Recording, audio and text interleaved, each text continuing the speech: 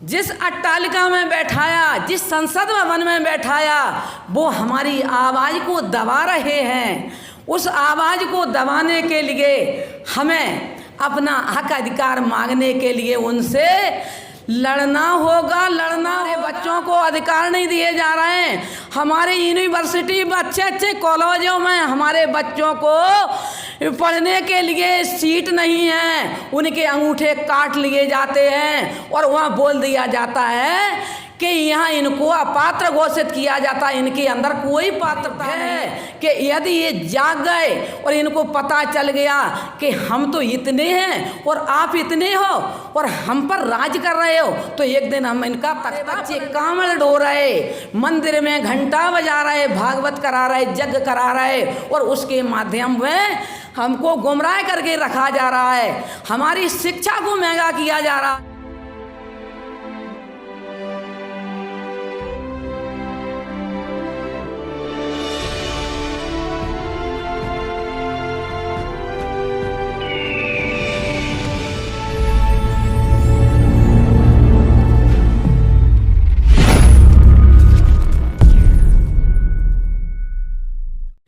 क्योंकि ये आवाज़ हमारे कानों के अंदर गूंज रही है, कानों के अंदर गूंज रही है, दिल में घूर रही है, लेकिन निकल करके बाहर एक नहीं हो पा रही है।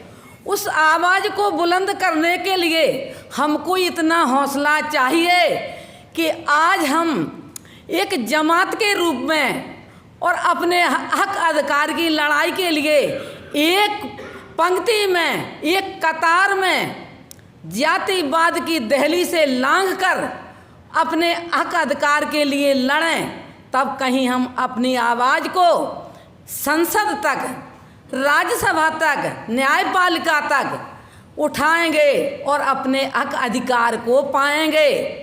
यदि हम अपना हक अधिकार एक वोट के माध्यम से, ईवीएम के माध्यम से दूसरों को सौंप देते हैं और उनके आगे भीख मांग रहे हैं कि हमारी जातिगत जनगणना कराइए, हमारा हक हमको दीजिए, लेकिन हमारा हो वही रहा है कि एक हमारे साहित्यकार हैं, उन्होंने लिखा है कि जिनके ऊंचे हैं अटा और बादर से बतरात और आसपास की झोंपड़ी इन्हें ना नेक सुहात।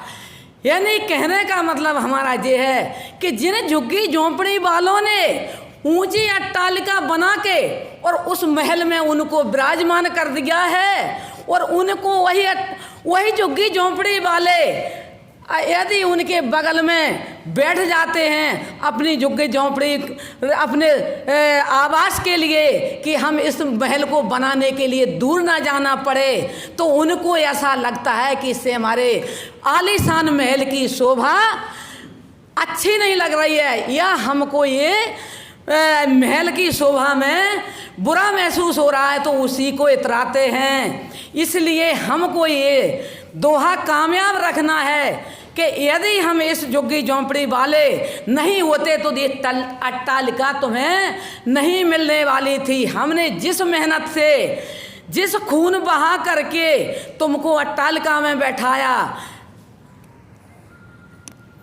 जिस अट्टालिका में बैठाया, जिस संसद भवन में बैठाया, वो हमारी आवाज़ को दबा रहे हैं। उस आवाज़ को दबाने के लिए हमें अपना हक अधिकार मांगने के लिए उनसे लड़ना होगा। हमको एक ही नारा है, निकलो बाहर मकानों से और जंग लड़ो बेईमानों से। अभी लड़े थे गोरों से और अब लड़ना है चोरों से। यदि हम इन चोरों से लड़ाई लड़ेंगे, बूढ़े बच्चे और जवान सफल करें मिलकर अभियान। इस अभियान के लिए हमको अपने घर के दरवाजों से निकलना पड़ेगा, ना कि हम इस मंच के माध्यम से हमने आवाज़ आपको सुनाई, हमने सुनी। हमको एक प्रत्येक व्यक्ति के मस्तिष्क में, कान में इस आवाज़ को भरना होगा कि हमारा जो हक अधिकार शोषण किया जा रहा है, हमारी जातिगत जनगणना नहीं कराई जा रही, हमारे बच्चों को अधिकार नहीं दिए जा रहे हैं, हमारे यूनिवर्सिटी में अच्छे अच्छे कॉलेजों में हमारे बच्चों को पढ़ने के लिए सीट नहीं है, उनके अंगूठे काट लिए जाते हैं और वहाँ बोल दिया जाता है कि यहाँ इनको अपात्र घोषित किया जाता है, इनके अंदर कोई पात्रता नहीं है। और अपने वर्ग के सामान्य कुछ 365 लोगों के लिए जगह बना दी जाती है और 90% लोगों के लिए कोई जगह नहीं है। तो हम जो है अगर अपनी आवाज़ को, अपने हक अधिकार को नहीं पहचानेंगे, जब तक हमारा संघर्ष बिल्कुल निरर्थक है। और इस आवाज़ को पहुंचाने के लिए हमको गांव-गांव, घर घर तक, हमारे नेशनल दस्तक के जो वक्ता थे उन्होंने हमको बताया, उन्होंने हमको समझाया कि यदि हम एकजुट नहीं रहेंगे और भय और लालच 2 शब्द अगर हम नहीं निकाल पाए अपने अंदर से, जब तक हम इस गुलामी को स्वीकार करते रहेंगे, आपके अंदर यदि भय बना रहेगा तो आप इस मंच पर, इस जंग पर कभी सफल नहीं हो सकते। हम भयभीत नहीं होंगे। हमारे प्रोफेसर रतनलाल जी ने कहा है हमको भयभीत नहीं होना है। और लालच ये क्या है कि जो हमारे समाज के जातीय स्वजातीय बंधुओं को एक पद की रेवड़ी दी जाती है, उस पद पर उनको विराजमान कर दिया जाता है और उनके मुंह पर टैप लगा दिया जाता है कि तुम अपने वर्ग के लिए कोई आवाज़ नहीं उठाओगे, चुप बैठे रहोगे और हमारा एजेंडा जो तय होगा उस एजेंडे के मुताबिक तुमको कार्य करना पड़ेगा, तब आप पद पर रह सकते हैं, अन्यथा नहीं। ऐसे नेताओं को हमको नहीं चुनना है। मर जाना है, मिट जाना है, लेकिन सिर कटवा के भी हमको जंग लड़ना है। और जब तक ये जंग हम नहीं लड़ेंगे, आज हम 70 साल होने के बाद भी हम हक अधिकार मांगने के लिए उनके सामने गिड़गिड़ा रहे हैं। 90% लोग और 10% लोग हमारा राजपाट छीन करके अपने हक अधिकार में डाल रहे हैं और नेता बने हुए बैठे हैं और हमको भिखारी समझ के हमको भीख मांगने पर भीख नहीं दे रहे। हमारी जाति जनगणना नहीं कराई जा रही है। उसका कारण एक ही है, उनके अंदर ये भय है कि यदि ये जाग गए और इनको पता चल गया कि हम तो इतने हैं और आप इतने हो और हम पर राज कर रहे हो, तो एक दिन हम इनका तख्ता पलट देंगे और सत्ता इनके हाथ से निकल जाएगी। इसलिए एक धर्म रूपी अफीम, धर्म रूपी नशा, उसको हमको सुंघा दिया जाता है और हमारे बच्चे कांवड़ ढो रहे, मंदिर में घंटा बजा रहे, भागवत करा रहे, यज्ञ करा रहे और उसके माध्यम में हमको गुमराह करके रखा जा रहा है। हमारी शिक्षा को महंगा किया जा रहा है, हमारी दवाइयों को महंगा किया जा रहा है और नशा को बिल्कुल कम मूल्य में, यानी उसको मद्दा करके रख रहे हैं, जिससे आपका मानसिक टेंशन नशा में रहे और घंटा बजाओ, भागवत सुनो और अपने हक अधिकार की लड़ाई के लिए मत जाओ।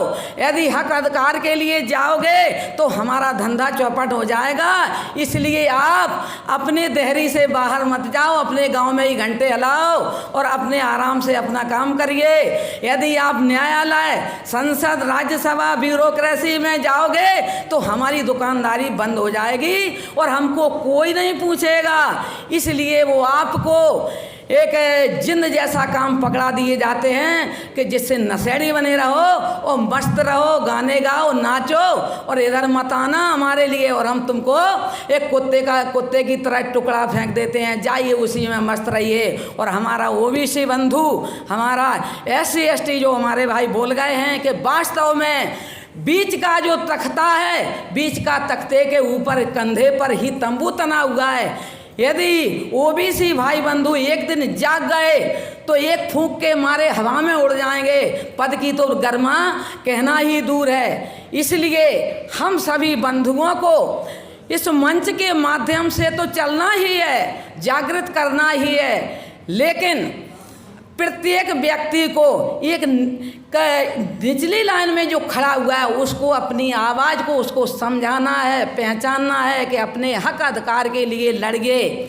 और यदि हक अधिकार के लिए नहीं लड़े तो ये वास्तव में मनुवादी शासन एक दिन आ जाएगा और आपको वही जो किया था और कर गुजरे हमारे पुरखे, उसी पुरखों की कतार में शोषण के लिए तैयार होना पड़ेगा। इसलिए मेरे भाइयों, समस्त ओबीसी एसटी भाइयों से मेरा विनम्र निवेदन है, अनुरोध है, मीडिया भाइयों से भी मेरा करबद्ध निवेदन है कि अपनी जो आवाज़ है, जो चैनल हैं, 5 की जगह 25 करिए। और मोबाइल के माध्यम से आज बिल्कुल वास्तव में हमारा समाज एक इतने यूट्यूब चैनल के माध्यम से जाग रहा है और चेतना केवल बाहर निकलना बाकी है। क्योंकि हमने उनको देखा है कि बंदर जैसी रोटी दो बिल्लियों के झगड़ने में एक रोटी दो दे दे, इधर का पल्ला भारी सो इधर की खा लाई, उधर का पल्ला भारी सो उधर की खा लाई,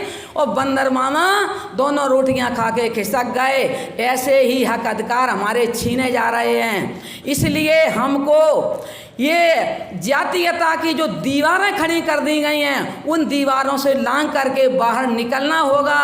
तभी हम अपनी एकता की ताकत पर अपने हक अधिकारों के लिए लड़ेंगे।